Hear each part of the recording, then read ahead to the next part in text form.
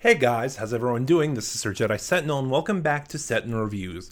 Today we are looking at the final episode of Series 14/Season 1 of Doctor Who, the second part of our two-part finale, The Empire of Death, written by Russell T Davies.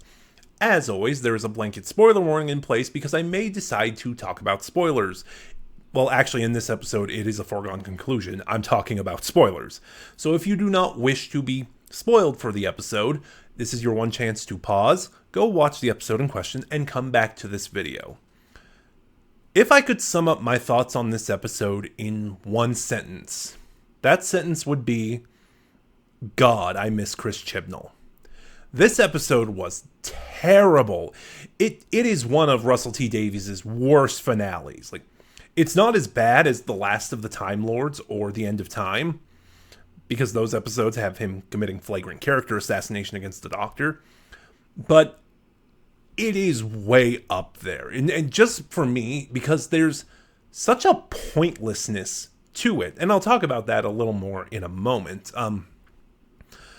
I don't know where this episode ranks. I don't think it's the worst episode of the season, but there are a couple other contenders for that spot, but yeah, this episode ranks low. In my last review for The Legend of Ruby Sunday, I would say my thoughts I said my thoughts might hinge on how this episode plays out, even though I lean towards not liking it. The Legend of Ruby Sunday still isn't a great episode, mainly due to its messy execution, but it is better than The Empire of Death, at least, because The Empire of Death, right in its beginning, says, except for the ending reveal that our big bad is Sutekh, none of what happened in The Legend of Ruby Sunday matters. Once again, just contributing to the overall feeling of pointlessness in this season. In this episode. I think the exact moment... There are some things I do like about this episode, don't get me wrong, and we'll talk about them, but I think the exact moment this episode lost me was within the first 3 minutes. It happened because I had to pause and do something. It happened at the 2-minute 44-second point. After the recap and the opening credits, we're continuing to play out our reveal that the big bad of this season and this episode is Sutekh from the Pyramids of Mars. And then immediately after picking up where the last episode left off, Sutekh kills the entire unit cast, before proceeding to wipe out all life on Earth and then across the universe. But starting with killing the entire main cast. That was the moment this episode lost me, because RTD is telegraphing so abundantly clear this episode is going to end on a reset button. We know the unit family is involved in the next season, and again, we still have rumors that one of RTD's proposed spin-offs is a unit spin-off. We don't know... Has that still not been confirmed? I don't remember if that was confirmed or not, but it is still a rumor. So basically, by killing off essentially our only other main characters this season, besides the Doctor and Ruby, RTD is saying, we're building up to a reset button. All of this is going to be undone. And that just leaves the entire episode with this sense of, so why should I care about any of this? And I didn't. Like I said, this might be one of Russell's worst finales. I don't think it's as bad as The Last of the Time Lords or The End of Time, because at least this episode's not committing flagrant character assassination on the Doctor. Mostly. There's a scene in the end when the Doctor figures out a solution, and is fighting Sutekh, and he says, now I have to be a monster. I'm a killer now, and you made me this way, Sutekh. So it seems like Russell T Davies is still playing on this idea of the man who never would, which I have ranted about in past videos before. It's a terrible idea that does not get the Doctor at all on a fundamental level. So to see Russell still playing into that is just aggravating, especially given that he is the progenitor of that. And then there are just like a lot of my issues with this are small things. Like, Ruby is able to, because of techno-babbly nonsense, Ruby is able to still interact with the TV, playing the security footage of the night she was abandoned at the church on Ruby Road. And it's what allows the Doctor to power the TARDIS he's using, because he can't use his own TARDIS because Sutekh took it over. Long story, we'll get there, and I'll talk about it in a moment. But at one point, while they're trying to figure out a solution, Ruby somehow mysteriously unlocks her lost memories of 73 Yards from after she, because remember, in 73 Yards, it ended with her sort of aborting that timeline. And it shows Roger Ap Gwilliam, and there's a major plot point that during Gwilliam's tenure as the Prime Minister, everyone had to submit a sample of their DNA. So they go to that point in time into 2046 to access those records. And that is just baffling because, in the present, Sutekh wiped out all life on the universe. And then, but the Doctor says, oh, we can still go there because I've been there. It's a fixed point. So Russell is really playing fast and loose with another concept he created, fixed points in time. It's like, to the point that they don't mean anything anymore. Because, in his original run, and even in Moffat's run, fixed points in time were this concept that because of a major event that alters history in a drastic way on a cosmic universal scale, these points in time are fixed, and time travelers cannot alter them, at least without drastic, dramatic ramifications. Usually, these events are deaths. But there are some other events that are still fixed. But then Russell T Davies is saying anywhere the Doctor's been is a fixed point in time. But when they go there, like the technology and the events that happened are there, but everyone is still dead from Sutekh wiping out the universe. So it's like, what does fixed point even mean anymore? Before I get, and that's one of the smaller things. It's just, I'm sorry. This is just a case of Russell T. I feel like for a lot of this season, Russell T Davies lets sort of the fandom's quote unquote worship of him really get to his head. So it's just, it feels like he is high on his own cleverness because a lot of his ideas are half formed or, if anything else, poorly executed. I do like Sutekh in this episode. I wish the design was a little better. It's just a giant jackal in a cape and necklaces. But also, the jackal only moves its mouth and barks and growls, so it's implied that Sutekh is speaking telepathically.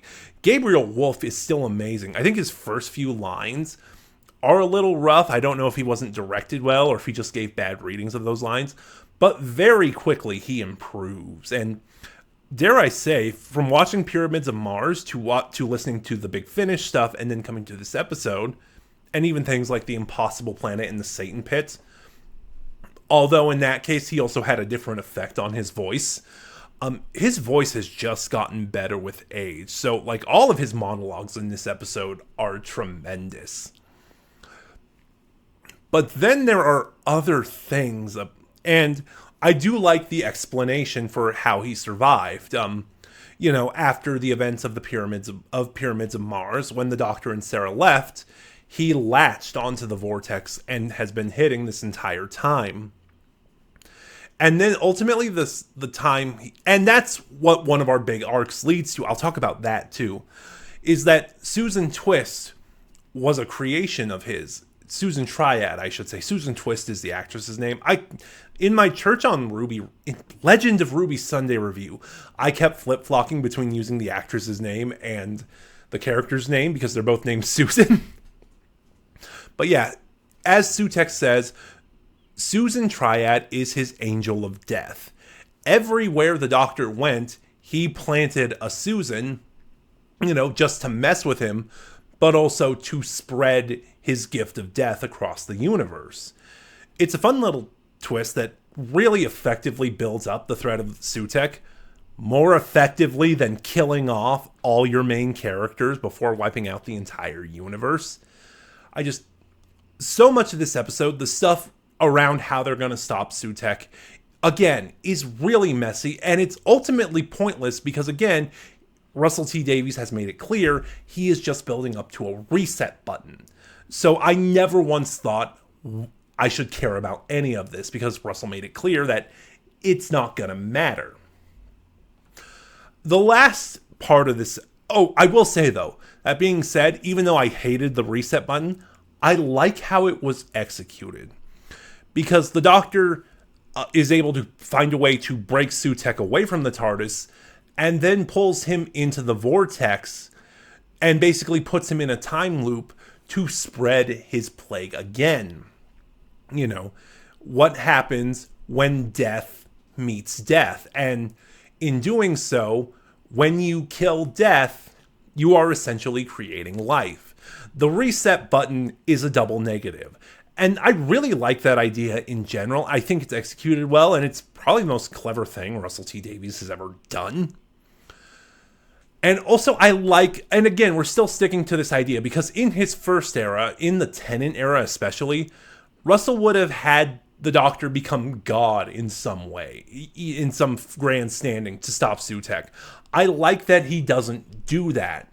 Of course, that's where all the stuff I mentioned earlier with the "you made me a monster, you made me a killer" stuff happens. And again, just leaning into this idea of the man who never would that I don't like. But overall, except for a few scenes, this is one of Ncudi's weaker performances. I think it might be his weakest performance this season. Just because, well, one, like, we're trauma dumping on the Doctor still, and it's just like, nearly every episode this season, you've made Ncuti cry as the Doctor reacting to certain events. And by this time, it's just lost its power. You kept doing it, so you took all the power it had.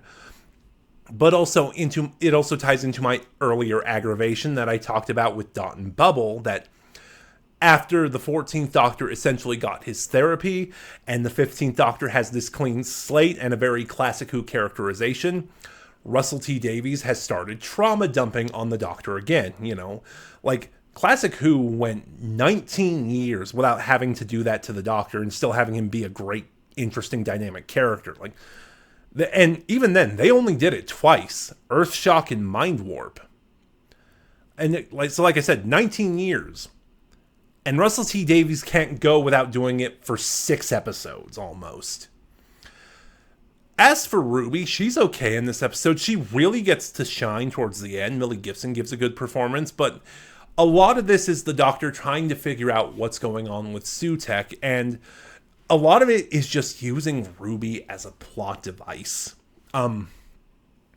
Ultimately, she is the one who kind of puts the final nail in the coffin for Sutekh, because when the Doctor materialized in 2004 and, you know, witnessed Ruby's mother abandoning her, Ruby, you know, that's been the big mystery, who is Ruby's mother? Well, apparently it was also something Sutekh wanted to know. Why?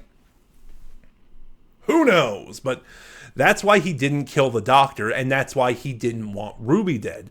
Presumably, that's why he inadvertently stopped the Maestro from killing her in the Devil's Cord. It's like, it's one person, one, ultimately, as it's revealed, normal, inconsequential person. You're the god of death. Why do you care? Anyway, so Sutekh eventually gets defeated, you know, after the Doctor uses Sutekh's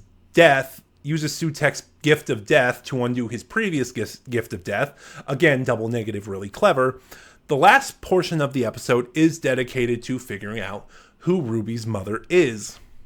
And we find out she's just a woman named, I think it was Louise, if I remember right. And I have to laugh at this point, because when we first see her, it's Unit pulling up photos of her. I paused, tilted my head, and went, is that Lisa Greenwood? and I talked about this in a Discord group with other people. Some people thought it was Sheridan Smith. We later go on to actually meet her, and that's not the case. And I do like that Ruby's mother is a normal, regular person. Like, because I got really worried. I've talked about this in past reviews. I got really worried for a moment that, I've talked about this. Ruby was being built up to be a member of the Pantheon.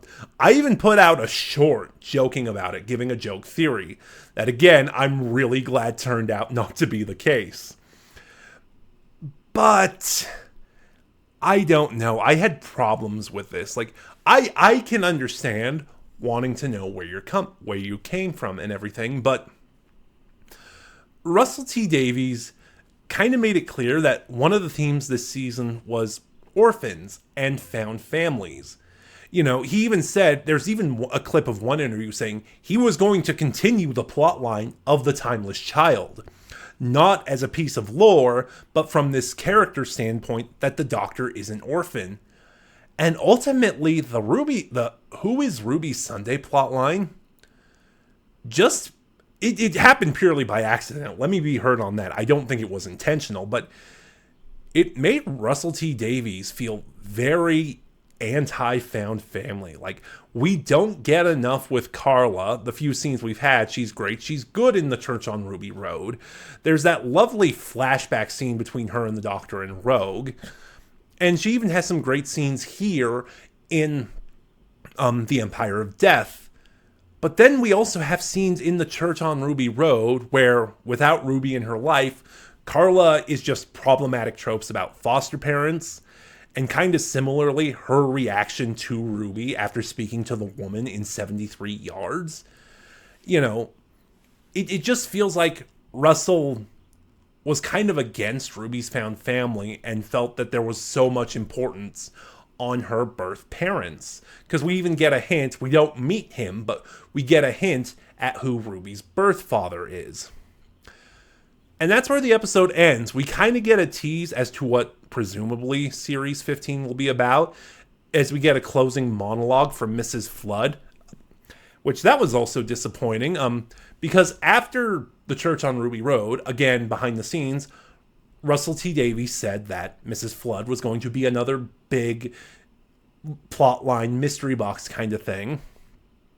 And then she only had a handful of scenes. Like, she had a small cameo in 73 Yards, and then she doesn't show up again until The Legend of Ruby Sunday and The Empire of Death. But we know Anita Dobson is going to be in Series 15, so presumably that's where that plotline will have a heavier focus, and that's where it's going to pay off. I have nothing else to say. There are good elements to The Legend of Ruby Sunday. I like, I'm forgetting her name. Shoot. I talked about her on the channel before. Damn it, what's her name? Oh, no. I like Gabriel Wolf's performance. The design on Sutek is great. There's just some execution things I don't like him speaking telepathically because the giant CGI jackal is only snarling and barking and growling. Bonnie Langford, that's her name. Bonnie Langford also gives a really good performance. And, there are moments where she's clearly enjoying what she's doing. Ncuti Gatwa is fine. This is one of his weaker outings. But Millie Gibson is really good. But this episode is just a mess of plot points. And Russell T Davies, right at the very beginning, says, none of this matters. And just from then on out, it's like, I watched this episode going, I don't care about any of this. But those are just my thoughts. Have you seen The Empire of Death yet? What are yours? Start a conversation in the comments below. And remember to like, comment, subscribe. Click the bell next to subscribe to get notifications when I upload. And in the description box below, you will find the link to my socials where you can follow me and get updates on the channel. This is Sir Jedi Sentinel, and I'll see you guys next week for the episode ranking for the season.